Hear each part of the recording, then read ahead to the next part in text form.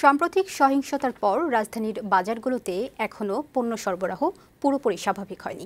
নিত্যপণ্য সরবরাহ কম, তবে আগের চেয়ে বেড়েছে। কাঁচামরিচ সহ প্রায় সব ধরনের সবজির দাম কমেছে। কিছুটা স্বস্তি ফিরেছে পেঁয়াজ ও ডিমের বাজারেও, তবে ঊর্ধ্বমুখী মাছ ও ব্রয়লার মুরগির দাম। সালমা জাহান মুক্তার প্রতিবেদন। কোটা আন্দোলনকে ঘিরে অস্থিরতা কাটিয়ে এখনও পুরোপুরি স্বাভাবিক হয়ে ওঠেনি রাজধানীর বাজারে পণ্য সরবরাহ। বিভিন্ন বাজার ঘুরে দেখা গেছে পণ্য সরবরাহ কম, তবে ধীরে ধীরে স্বাভাবিক হয়ে উঠছে।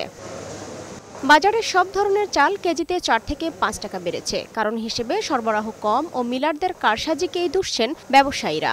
সবাই দোষারোপ করছে যানবাহনের উপরে, আর মেইলাররা এটা সরবরাহটা কম দিচ্ছে। এই দুইটা কারণের ওরা বলতেছে যে চালের বাজার মজুতদারি যারা, তারাই বাজারটাকে অস্থিতিশীল করে রাখে। এখন এদেরকে যদি নিয়ন্ত্রণ করা যায় তাহলে সবই স্থিতিশীল।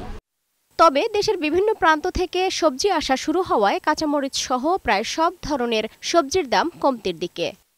গত সপ্তাহ থেকে সবজি বাজারে এই সপ্তাহ অনেক কম। ভেন্ডি, কাঁকরোল, চিচিঙ্গা, বেগুন, ঝিঙ্গা এসব 50 থেকে 60 টাকার মধ্যেই আছে। আর একটু কমলে আমার মনে হয় ভালো, সবাই সমন্বয়ভাবে সবকিছু কেনাকাটা করতে পারতো।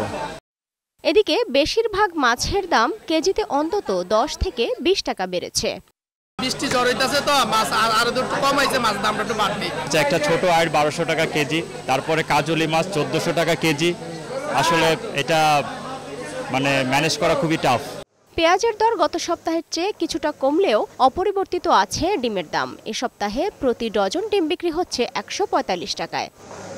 আবারও কেজিতে 10 থেকে 15 টাকা বেড়েছে ব্রয়লার মুরগির দাম। কেজি বিক্রি হচ্ছে 190 টাকায়। সালমা জাহান মুক্তা, বৈশাখী সংবাদ, ঢাকা।